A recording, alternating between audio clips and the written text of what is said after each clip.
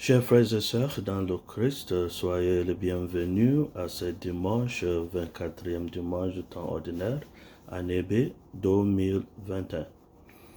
Je vous propose comme thème de méditation en ce dimanche, 24e dimanche du temps ordinaire, année B 2021, le thème de la souffrance. La souffrance.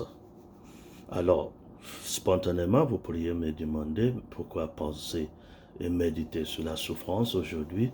Est-ce que nous n'avons pas suffisamment de souffrance autour de nous dans le monde entier pour dédier ce dimanche à la méditation sur la souffrance?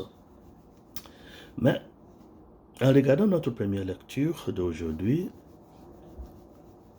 le thème même de la souffrance nous a été proposé. Et nous allons aussi voir que Jésus rejoint la même proposition dans l'évangile d'aujourd'hui. Mais tout d'abord, commençons avec notre première lecture, là où on nous parle d'un homme, d'une personne qui a gratuitement accepté la souffrance. Il se livre lui-même à la souffrance. Il avait au moins la prophétie d'Isaïe, chapitre 50, nous démontre que la personne a l'option, d'autres options que d'accepter la souffrance, mais la personne a accepté gratuitement, volontiers, la souffrance. Alors, cela veut dire que nous parlons d'une souffrance qui est à notre portée. Ça veut dire que la souffrance que nous avons la possibilité de choisir. Ce n'est pas une souffrance imposée en nous, mais la souffrance choisie lui-même, soi-même. Alors, pourquoi sommes-nous invités à choisir de souffrir? Quel est le sens de ces genres de souffrance? Tout d'abord, rappelons-nous le contexte dans lequel Isaïe nous écrit ces prophéties et cela va nous aider à mieux comprendre la nécessité et l'importance de choisir de souffrir comme enfant de Dieu, comme chrétien aujourd'hui. Tout d'abord, c'était le contexte de l'esclavage.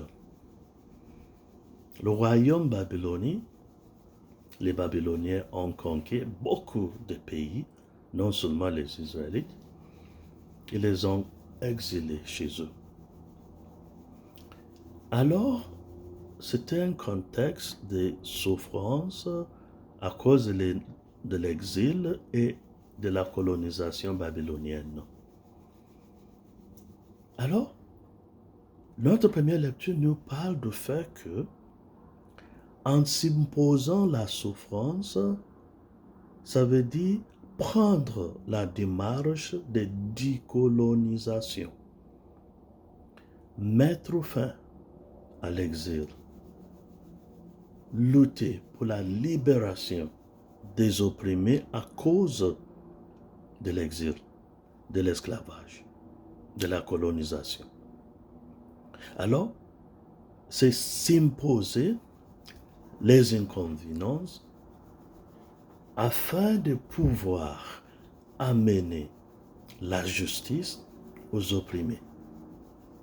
Alors la souffrance là, c'est la souffrance qui rend libre, qui rend la dignité humaine à l'autre, au sujet de qui nous avons nous-mêmes imposé la souffrance. La souffrance qui libère l'autre. La souffrance que j'entame parce que j'aimerais aider l'autre à mieux vivre. Alors c'est de cela que nous parle notre première lecture d'aujourd'hui, de choisir de souffrir, le droit de souffrir, mais pour rendre la vie meilleure, pour moi-même, pour les autres. Nous pourrons démontrer cela autrement, especially dans notre contexte familial. Nous voyons les parents, les grands-parents qui se donnent beaucoup de la peine pour que les enfants, les arrière-enfants puissent avoir un avenir meilleur. Le sacrifice d'une femme enceinte qui accepte l'inconvénience de 9 mois de grossesse, mais avec le but de faire venir dans le monde une nouvelle vie, un être humain. Nous voyons cela dans nos médecins, nos infirmières, qui se donnent beaucoup de peine pour soigner les malades.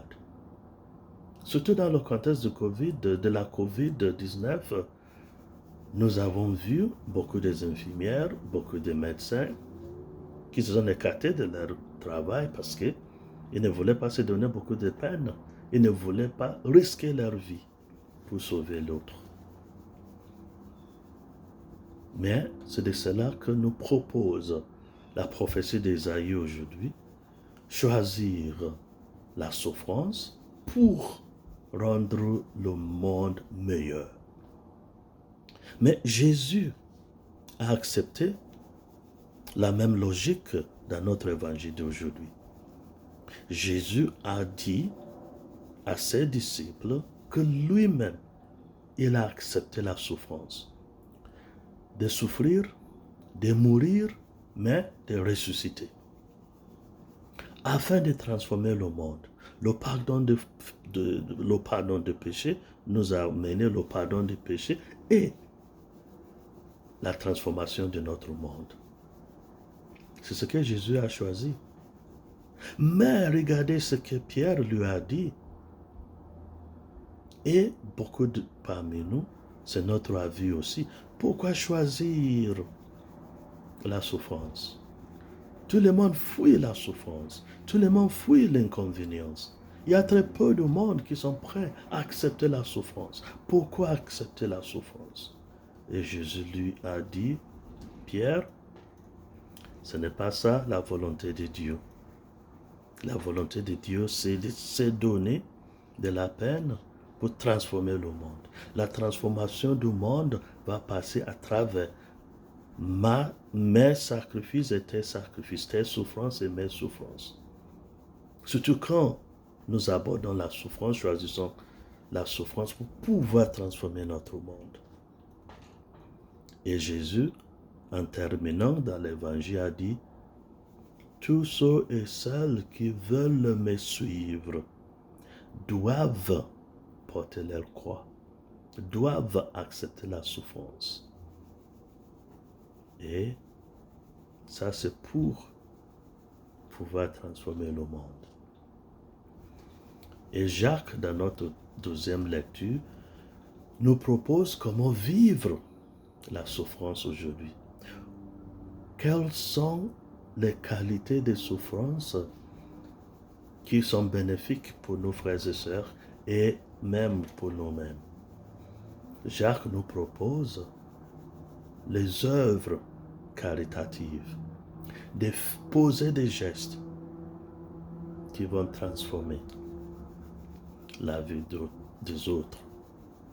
Il a dit, dans notre deuxième lecture d'aujourd'hui, Jacques dit, si quelqu'un t'aborde en disant qu'il n'a de quoi manger, de quoi se nourrir, ce n'est pas normal, selon Jacques, de lui dire, va-t'en, mange bien, bois bien.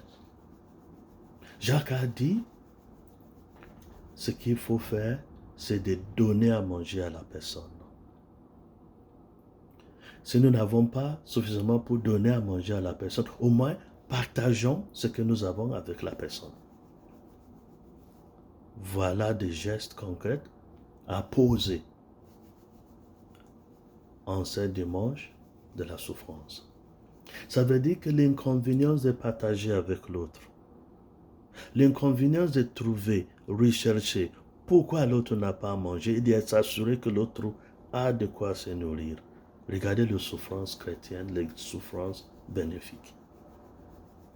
Alors, Le devoir aujourd'hui, pour cette semaine, pour toute notre vie, c'est de se proposer les souffrances, de se donner de la peine à transformer notre monde. Et en s'efforçant à le faire, que Dieu Tout-Puissant vous bénisse, lui qui est Père, qui est Fils, qui est Esprit Saint.